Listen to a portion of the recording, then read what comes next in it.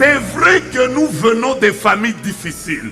C'est vrai que ça ne marche pas de là où nous venons. C'est vrai qu'il y a des combats. C'est vrai qu'il y a le diable. C'est vrai qu'il y a les démons. Mais une chose s'est passée dans nos vies. C'est que de là où nous étions, il y a tout ça. D'ailleurs, même quand vous le dites, vous avez raison.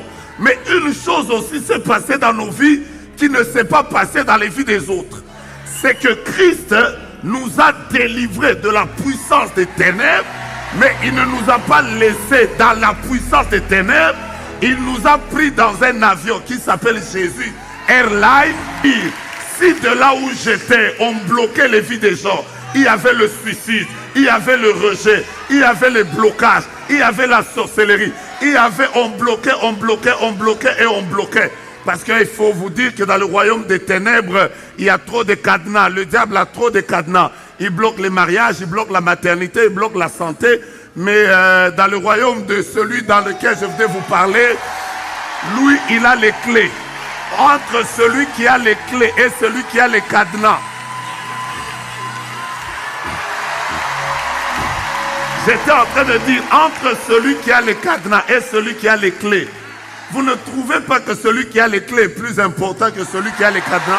Dieu t'appelle à des exploits spectaculaires par rapport à ce que tu expérimentes. D'ici quelques mois, les gens comprendront pourquoi est-ce que Dieu t'a choisi. Dieu ne t'a pas simplement appelé pour aller au ciel. Dieu t'a appelé aussi pour dominer sur la terre. Et cette domination passe par un processus d'élargissement.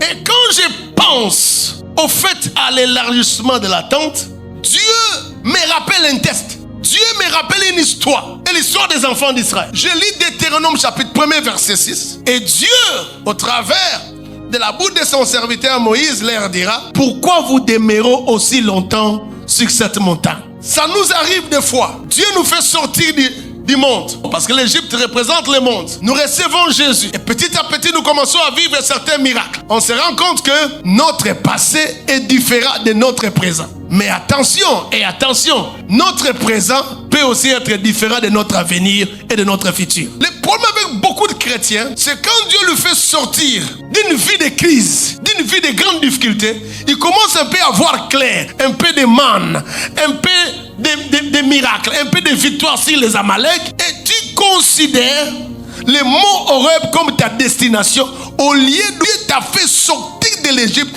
pas pour les monts Horeb, mais Dieu t'a fait sortir de l'Égypte pour les Canaan.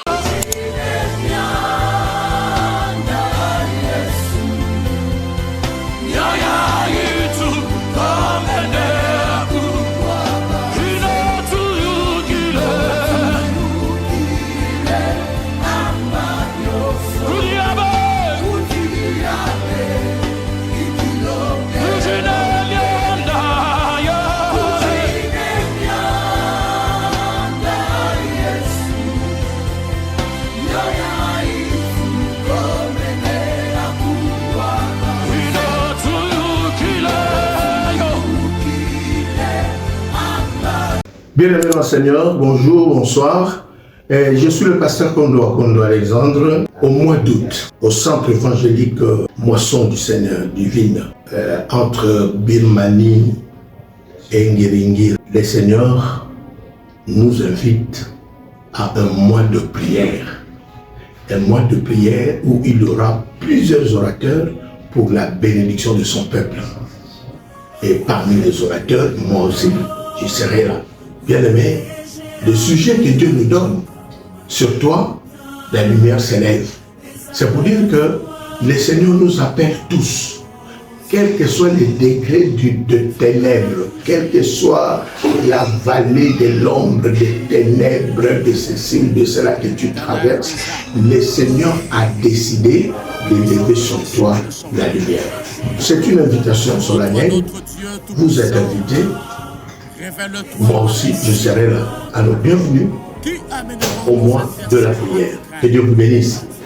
Un chrétien qui ne prie pas sera faible. Il peut bien chanter. Si tu n'es pas quelqu'un qui prie, les chansons seront vides. Mais on le voit, non? On n'a plus de belles chansons actuellement. Parce que L'accent est mis sur la performance et non pas sur la spiritualité. On peut remplir un stade maintenant, comme le païen qui va venir chanter ici, pleure, qu'il est content de l'argent qu'on lui a donné. Ça prouve que c'est des gens qui ne connaissent pas Dieu.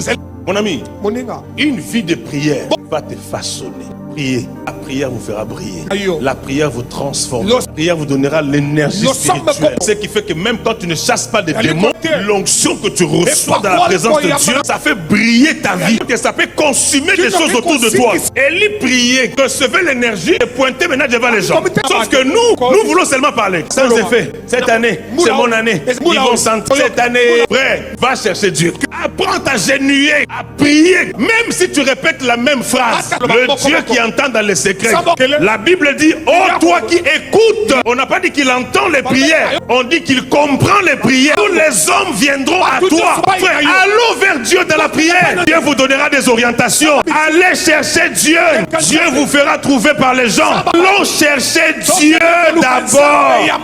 Avant d'aller chercher le travail. Allons chercher Dieu avant de se marier. Regardez même ceux qui se marient. Mais il n'y a pas un meilleur exemple, je trouve dans la Bible, qu'une personne qui a réellement vécu la gloire de la seconde maison. C'est Joseph. J'ai pas voulu lire tout le chapitre, vous connaissez très bien l'histoire. J'aimerais rassurer et montrer à quelqu'un que Dieu est fidèle. Fidèle derrière ses promesses. La Bible dit qu'il est derrière sa parole pour l'accomplir. Ça veut dire, il n'y a pas quelque chose de plus grand pour Dieu, c'est d'accomplir ce qu'il a dit. Il ne l'accomplit pas parce qu'il est obligé de le faire, mais il l'accomplit parce qu'il est fidèle lui-même. Les actions que Dieu fait dans la vie est en réalité le trait de ce qu'il est. Jean, il dit, je vis sur le cheval quelqu'un qui était assis. Celui qui était assis s'appelait fidèle et véritable. Ça veut dire ce que Dieu est. Le nom qu'il porte a un lien avec ce qu'il fait. Lorsque Dieu s'appelle Jéhovah, il s'assure de garder l'alliance. Lorsque Dieu s'appelle Emmanuel, il s'assure d'être parmi les hommes. Lorsque Dieu s'appelle Rapha, il s'assure de guérir. Lorsqu'il s'appelle Jairé, il s'assure d'être le pourvoyeur. Mais laisse-moi te dire, le nom que tu donnes à Dieu va être suivi des actions qui seront liées à ce nom. Mes frères et sœurs, Joseph naît dans une famille, beaucoup de frères. Joseph a commencé à être chéri par son père. Non seulement Joseph trouve faveur devant son père, mais il trouve aussi faveur devant l'Éternel. Ce qui m'attriste un peu dans cette histoire, j'ouvre la parenthèse et je la ferme, c'est que Rachel, qui a souffert pour avoir un enfant, n'a même pas pu voir son fils être élevé. Je suis en train de prier pour quelqu'un ce soir, que tu ne mourras pas, mais tu vivras ce que Dieu t'a promis.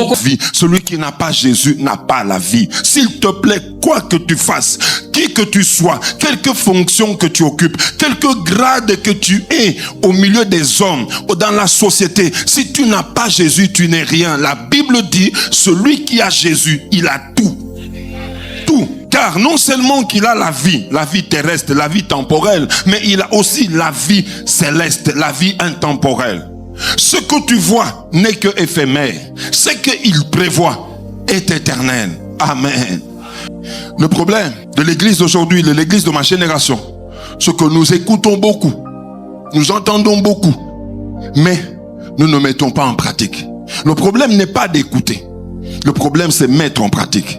C'est pourquoi il est dit, ne soyons pas des auditeurs oublieux, mais mettons en pratique ce que nous entendons. Frère, si nous mettons en pratique les 40% des prédications que nous avons déjà entendues, nous verrons les miracles nous accompagner. Nous verrons les prodiges nous accompagner. Nous n'allons pas prier pour cela, mais nous les verrons nous accompagner, car c'est un attribut de l'envoyé. L'envoyé qui a envoyé a dit, voici les miracles qui accompagneront. Nous n'allons pas prier pour les miracles, mais les miracles vont nous accompagner parce que nous sommes en mission. Mais tant que nous ne sommes pas en mission, les miracles aussi attendent. Et j'ai dit à une femme, ne cherche pas à ce que ton mari change. Tu ne pourras pas le changer. Mais prends ta femme, dépose entre les mains de Jésus. Prends ton homme, dépose entre les mains de Jésus. La Bible dit, il change le cœur de pierre en cœur de chair. Nous sommes là parce que Jésus a une réponse, qui a dit Amen. Je vous dis toujours parce que c'est un témoignage vivant. Quand j'étais en Afrique du Sud malade, le docteur là est béni, il a été courageux. Il m'a dit, Rosa, je ne pourrai jamais te faire lever, mais je te maintiendrai en vie pour que tu restes sur la chaise roulante. J'ai dit merci docteur, tu es extraordinaire. Ta puissance s'arrête à la chaise roulante. Et j'ai gardé mon calme parce qu'il devait m'opérer. Le jour que j'ai vu que l'opération était devenue réelle, c'était le jour où il m'a introduit dans la salle d'opération. Il m'a touché pour me dire, je ferai un effort, sois calme, je te laisserai sur la chaise roulante. C'est ce jour-là que je lui ai dit, docteur, fais ta part, mais pendant que tu vas opérer, il y a un autre qui a la vraie réponse à mon souci. Parce que dans mon souci, je ne pourrais pas prêcher sur une chaise roulante. Dans mon souci, je ne pourrais pas communiquer la foi en étant assis sur une chaise roulante. Lui, il fera quelque chose. Et je suis le témoignage de la réponse de Dieu. Les déclencheurs ou les choses qui peuvent ramener la gloire qui a déjà été perdue. Alors dans notre texte de base qui est Agé au chapitre 2e, un texte prophétique. Alors le verset 9 qui est le verset de base aussi sur lequel nous sommes en train de parler. Ce verset est en train d'évoquer 3 éléments importants. Le premier élément c'est la gloire. Le deuxième élément c'est le temple. Le troisième élément c'est la paix. La gloire c'est la manifestation de Dieu. Ou en d'autres termes, la gloire c'est l'importance, le poids, l'influence de Dieu dans la vie d'une personne ou d'une chose. En d'autres termes, le Seigneur est seulement en train de dire qu'il va se manifester dans la vie de quelqu'un. Le seul désir de Dieu est que sa gloire se manifeste dans ta vie. Le deuxième élément, c'est le temple, encore la maison de Dieu. C'est une demeure pour Dieu. Quand nous lisons dans les épîtres, Paul est en train de nous poser la question. Il dit, ne savez-vous pas que vous êtes le temple de Dieu? L'Esprit de Dieu habite en vous. La seconde gloire, il ne s'agit pas seulement d'un bâtiment. La seconde gloire, c'est dans la vie d'une personne qui est assise à tes côtés. Parce que nous sommes la demeure de Dieu. Le Seigneur veut que nos vies reflètent sa gloire. Que nos vies reflètent une importance. Que nos vies soient influencées par le poids de la gloire de Dieu. Alors le troisième élément, la Bible parle de la paix. Après que la gloire se soit révélée, après que la gloire se soit manifestée, la paix de Dieu doit aussi vous accompagner. Shalom peuple de Dieu, de partout vous recevez ce message et Dieu vous bénisse. C'est le vôtre, le pasteur Trésor Boukassa. Je viens ici vous inviter à un programme spécial dont nous ferons partie du 1er août au 31 août. Un programme dénommé Août, mois de prière. Ça va se passer au centre évangélique Moisson Divine que dirige le révérend Pascal Katan. Ne manquez pas ce programme du lundi au vendredi de 16h à 19h et dimanche aux 3 cultes. Un temps fort avec thème « Mais sur toi l'Éternel se lève ». Je t'invite, que Dieu te bénisse et à très bientôt. Merci.